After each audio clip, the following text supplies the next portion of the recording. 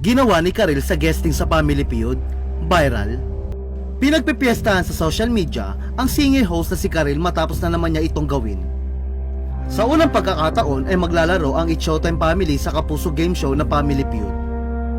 Hindi lingid sa kaalaman na nagsanipwersa muli ang dati magkaribal ang ABS-CBN at GMA7.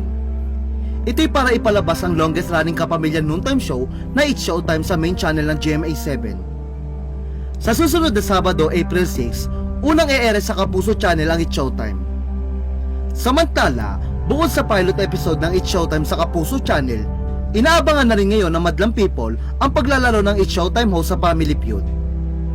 Lingid kasi sa kaalaman ng lahat, natupad na rin sa wakas ang wish ng Kapuso actor at host sa si Dingdong Dantes na maglaro sa kanyang show ang grupo ng It's Showtime.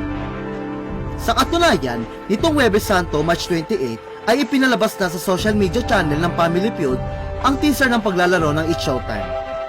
Caption ng Family Feud: "Join the host of It's Showtime and the Bubay and Tekla Show as they step into the Family Feud spotlight this April 8 and 9. Ngunit isa na naman nga sa napansin ng maraming netizen ay hindi kasama si Karil sa lineup ng mga host na maglalaro.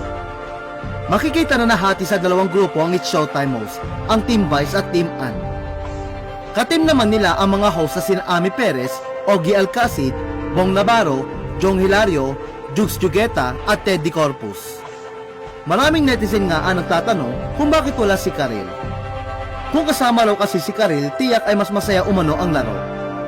Ayon pa sa netizen, matalino at kakaiba ang humor ni Karil, kaya naman siguradong lap trip ang kanilang paglalaro. Marami nga ang nalulungkot dahil muli na namang hindi kasama si Karil, lalo na tuwing sangkot si Dingdong. Hindi naman lingid sa kaalaman ng lahat na may history sina Karil at Dingdong. Matatanda ang ilang taon ding naging magkasintahan sina Dingdong at Karil hanggang sa naghiwalay sila.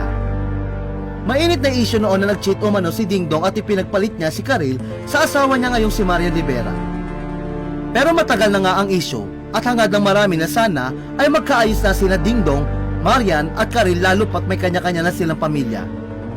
Gayunpaman, mukhang imposible na nga ito dahil mukhang si Karil na rin ang umiiwas para iwasan ang anumang intriga.